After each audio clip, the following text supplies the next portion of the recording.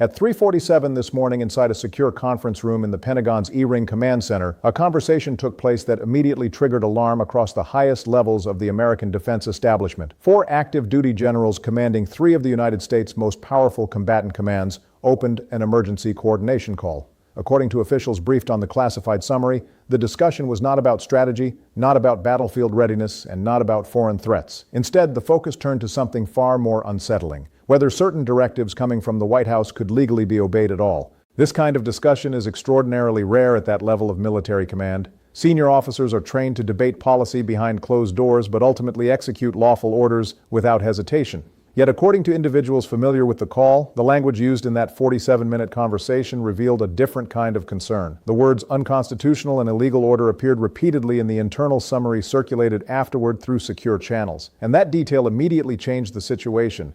Because when commanders responsible for homeland defense, Pacific operations, and the nation's nuclear forces begin openly discussing whether a presidential directive crosses a legal boundary, the issue is no longer a routine disagreement between civilian leaders and military planners. It becomes a stress test for the constitutional framework that governs the entire system. And behind the scenes, officials were already recognizing how unusual this moment was. But the situation did not appear out of nowhere. According to people familiar with the timeline, the chain of events leading to that early morning call began late the previous night when a memorandum from the National Security Council was transmitted through secure channels to multiple combatant commands. The document reportedly carried the authority of a presidential directive and included execution timelines measured not in days, but in hours. And that detail immediately raised concerns among legal advisors reviewing the order. According to descriptions shared with several defense officials, the directive instructed military commands to prepare active duty units for potential deployment in several American cities experiencing elevated crime rates. The stated objective involved supporting order maintenance operations normally handled by civilian law enforcement. At first glance, that language might sound like an emergency response plan, but the legal framework surrounding domestic military deployment is extremely strict, and that is where the tension began to escalate. Under long-standing federal law, the United States military generally cannot be used for routine domestic law enforcement. The restriction originates from the Posse Comitatus Act of 1878,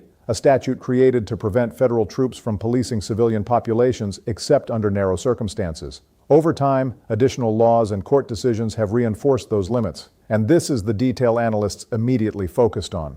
Military legal advisors reviewing the directive reportedly began verifying whether the relevant state governments had formally requested federal assistance. Under certain conditions, governors can ask the federal government for support during emergencies. In those cases, the president may authorize military involvement to restore order or protect infrastructure. But when Pentagon staff reached out through established channels, they reportedly encountered an unexpected problem. According to individuals familiar with the verification process, officials in Oregon, Illinois, and Pennsylvania indicated that no such requests had been submitted. Governors in those states had not formally asked for active duty military support, and that discovery created an immediate legal complication, because without a state request or a legally declared insurrection scenario, deploying federal troops into domestic policing roles could raise serious constitutional questions. But the story did not stop there.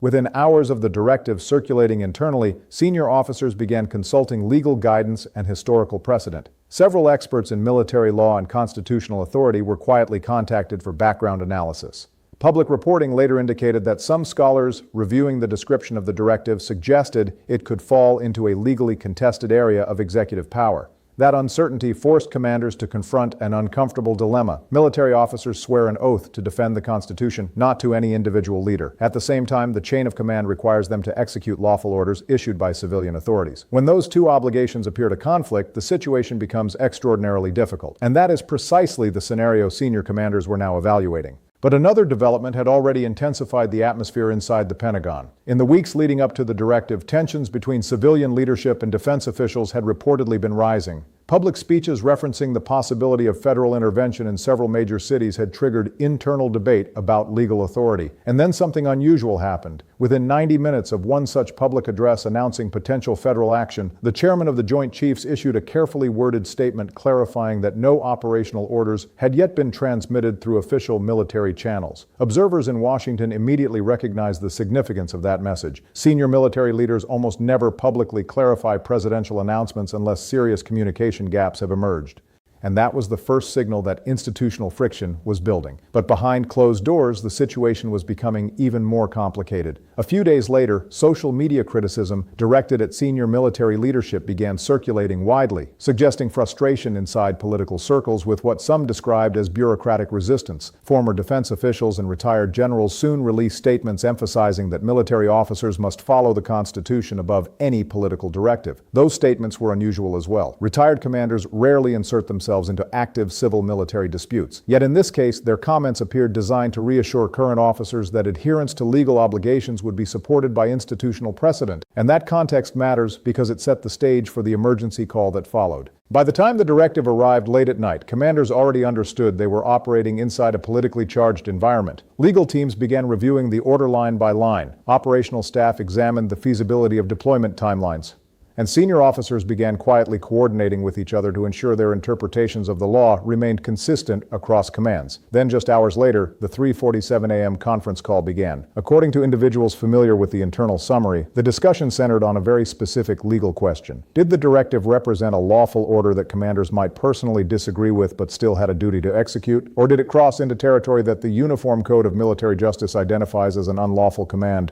That distinction is not theoretical. Article 92 of the UCMJ establishes that service members have an obligation to refuse unlawful orders. But determining whether an order is unlawful requires careful legal interpretation. And that is why the commander spent nearly an hour examining statutes, precedent, and the precise language of the directive. What happened next is the detail that defense analysts immediately focused on. According to sources who reviewed the summary, the commanders independently concluded that significant legal questions remained unresolved. None of them reportedly moved forward with operational deployment preparations until additional legal clarification could be obtained.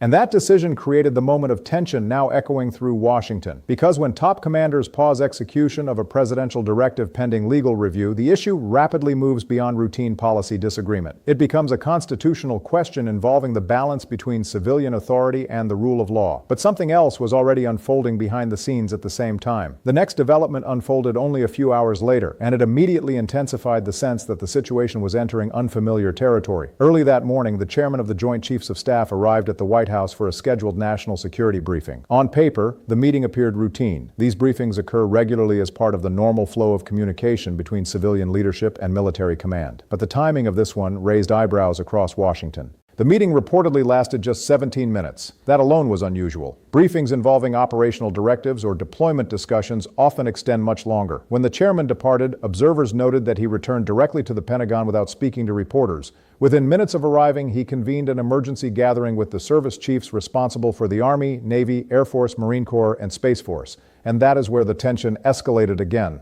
According to individuals working in nearby offices, the meeting was intense. Conversations inside were described as unusually direct and focused on legal obligations rather than operational planning. At several points, raised voices were reportedly heard through closed doors. One phrase repeated multiple times during the discussion stood out to those who overheard fragments of the exchange: constitutional oath. That phrase matters because it sits at the center of the dilemma confronting senior officers. Every commissioned officer swears to support and defend the Constitution of the United States. That oath is not symbolic language. It carries legal meaning inside the military justice system. Officers are expected to obey lawful orders from civilian leadership, but they are also required to recognize when an order may conflict with statutory or constitutional limits. And that is where the calculation becomes complicated. The American system relies on civilian control of the military as a foundational principle. Democracies require that elected leaders ultimately direct the armed forces. If generals began selecting which policies they preferred to follow, the result could resemble military rule rather than democratic governance. But the system also depends on the assumption that civilian leaders operate within legal boundaries.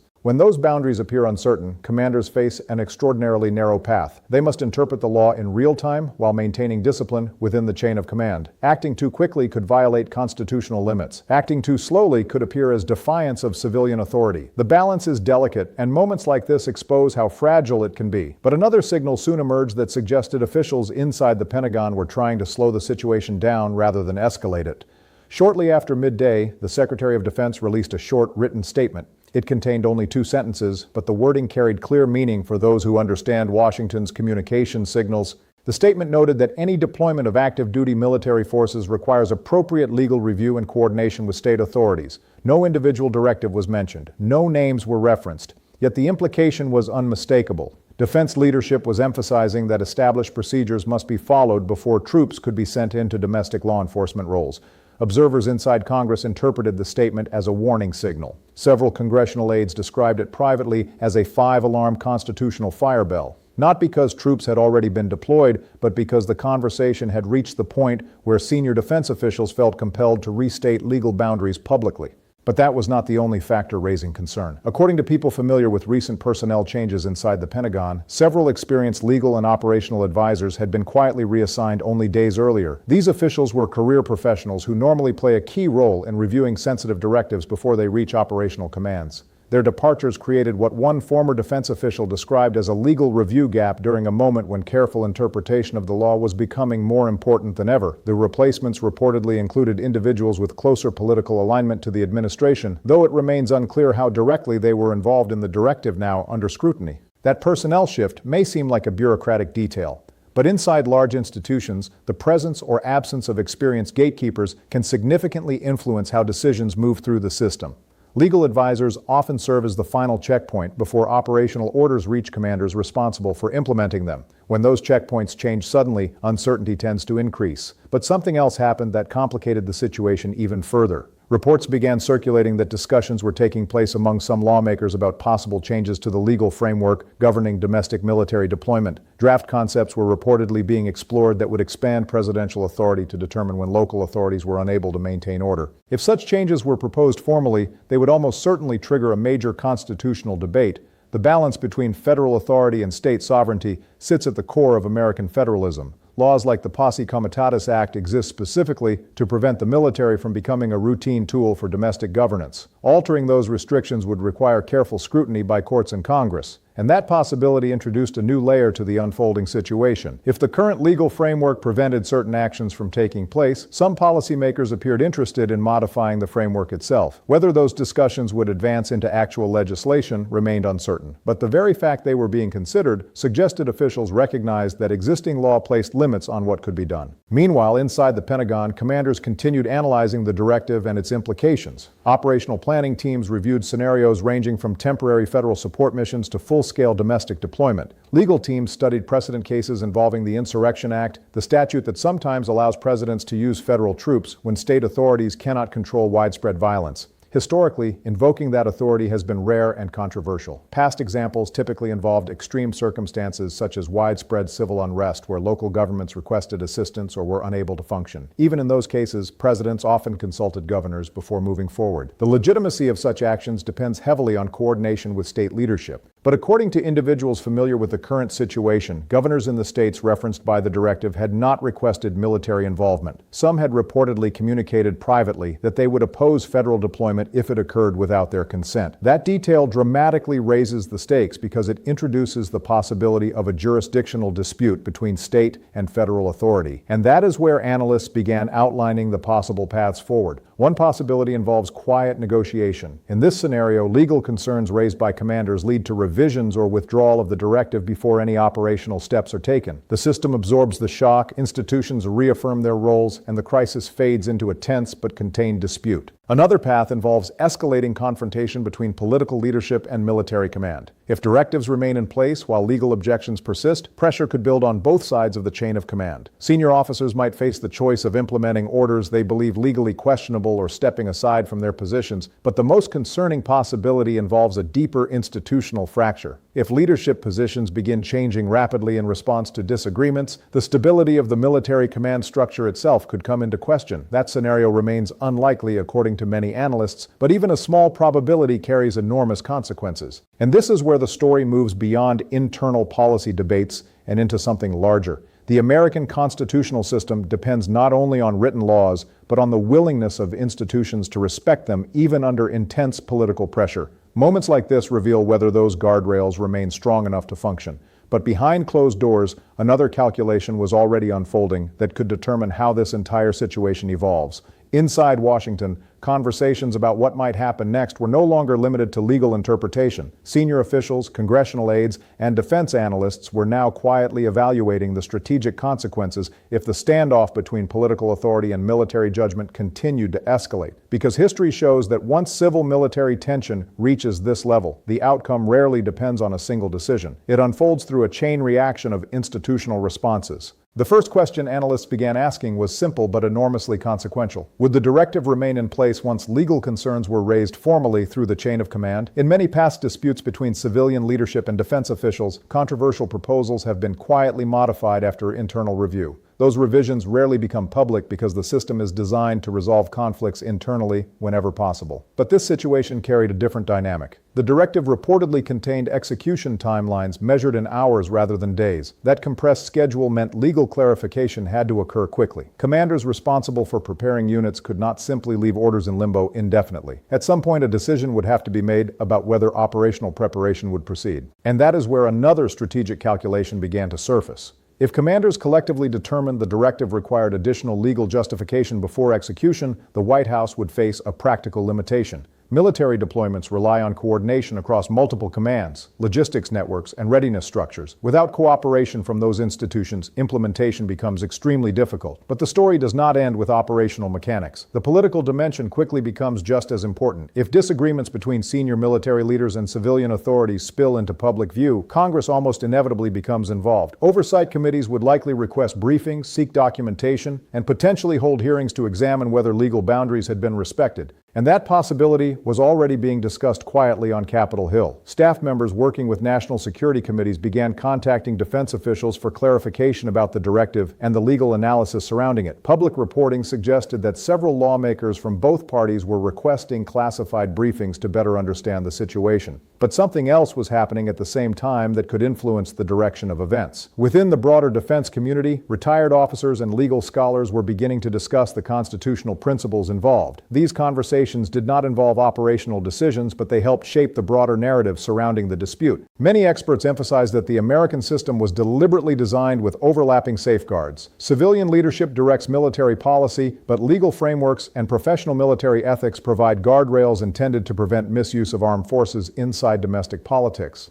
The balance between those forces has been tested before, though rarely under circumstances involving potential domestic deployments. One historical example frequently mentioned in these discussions involved the 1951 removal of a senior general during the Korean War after public disagreements with presidential policy.